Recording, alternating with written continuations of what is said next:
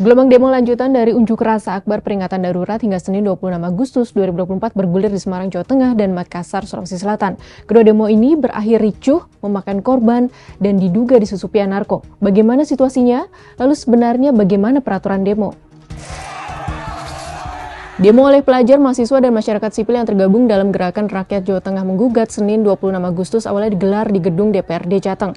Namun karena akses dijaga ketat aparat, massa lalu bergeser ke gedung DPRD Kota Semarang. Sesampainya di depan gerbang DPRD Kota Semarang siang hari, massa aksi melakukan orasi dan menuntut KPU segera mengeluarkan peraturan KPU tentang Pilkada 2024, menolak revisi rancangan Undang-Undang TNI Polri, meminta DPR mengesahkan RUU perampasan aset, serta menolak perampasan ruang hidup di Jateng. Menjelang malam pukul 18.10 WIB, polisi memerintahkan massa aksi membubarkan diri. Massa menolak dan meminta agar mereka diizinkan masuk ke gedung DPRD Kota Semarang. Karena perintah tak dilaksanakan, polisi mencoba memukul mundur massa dengan menyemprotkan air dengan kendaraan water cannon. Tindakan itu lantas dibalas dengan lemparan batu, kayu, dan botol air mineral oleh massa aksi. Kondisi kian tak terkendali setelah polisi menembakkan gas air mata ke arah kerumunan massa. Pendemo mengklaim mereka mengalami tindakan represif dari kepolisian, seperti dipukul, ditendang, maupun dicekik. Tembakan gas air mata yang diarahkan langsung ke kerumunan massa juga mengakibatkan sejumlah orang sesak napas.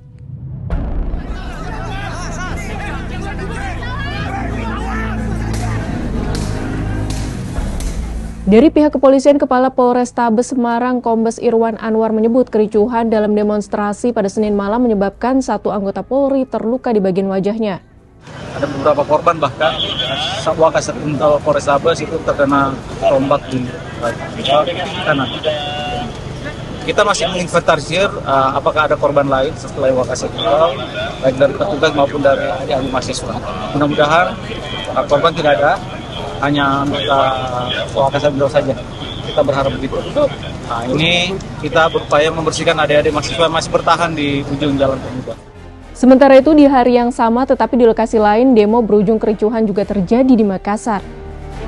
Aksi berlangsung sejak Senin di jembatan flyover tepat di ujung Jalan Tol Reformasi. Aksi ini masih rangkaian dari unjuk rasa sebelumnya untuk mengawal putusan MK. Kali ini isunya juga tentang menolak politik dinasti dan oligarki.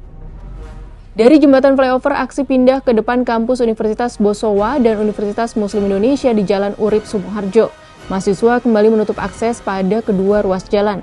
Kayu dipasang melintang di tengah jalan dan mereka juga membakar ban. Situasi menjadi tak terkendali saat polisi membubarkan aksi mahasiswa dengan menembakkan gas air mata. Aparat memaksa mahasiswa membuka jalan akibat kemacetan yang kian panjang. Di tengah upaya membubarkan aksi, warga di sekitar lokasi juga keluar dan melempar batu. Situasi kian tak terkendali. Satu unit kendaraan angkutan kota yang berada di depan kampus Unibos tiba-tiba dibakar. Upaya polisi membuka jalan baru berhasil pada pukul 20.00 WITA.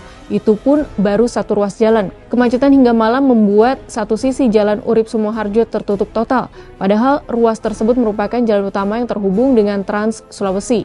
Kita duga bahwa narko ini kan gabungan, baik antara mahasiswa yang masuk di lapangan narko maupun orang umum, orang lain di luar daripada mahasiswa yang kelompok narko. Karena tadi pada saat aksi unjuk rasa itu tidak murni mahasiswa.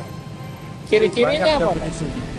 Ciri-cirinya narko kayak gimana? Ya, ciri-cirinya tentunya mereka bukan menyampaikan aspirasi, tapi mereka memang mencari satu keinginan untuk chaos, untuk bentrok. Terkait demo, kita semua setuju jika jalan ini digunakan untuk menyampaikan aspirasi.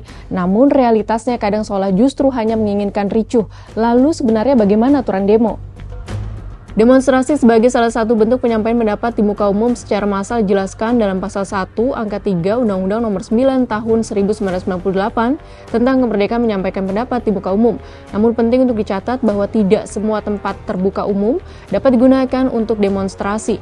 Tempat-tempat seperti lingkungan Istana Kepresidenan, tempat ibadah, instalasi militer, rumah sakit, pelabuhan udara atau laut, stasiun kereta api, terminal angkutan darat, dan objek-objek vital nasional dilarang sebagai lokasi demonstrasi sesuai dengan ketentuan dalam pasal 9 ayat 2. Proses demonstrasi juga harus mengajukan pemberitahuan secara tertulis kepada Polri setidaknya 3 kali 24 jam sebelum kegiatan dimulai berdasarkan pasal 11. Pemberitahuan tersebut harus memuat informasi mengenai maksud dan tujuan demonstrasi, tempat, waktu, bentuk, penanggung jawab, dan lainnya. Meski diizinkan, terdapat beberapa larangan yang harus dipatuhi oleh para peserta demonstrasi. Larangan-larangan ini diatur dalam Peraturan Kapolri Nomor 7 Tahun 2012 tentang tata cara penyelenggaraan pelayanan, pengamanan, dan penanganan perkara penyampaian pendapat di muka umum. Beberapa larangan diantaranya demonstrasi yang menyatakan permusuhan, kebencian, atau penghinaan dilarang. Hal ini bertujuan untuk mencegah konflik sosial dan menjaga keamanan serta ketertiban umum. Lalu dilarang melakukan demonstrasi yang melibatkan benda-benda yang membahayakan.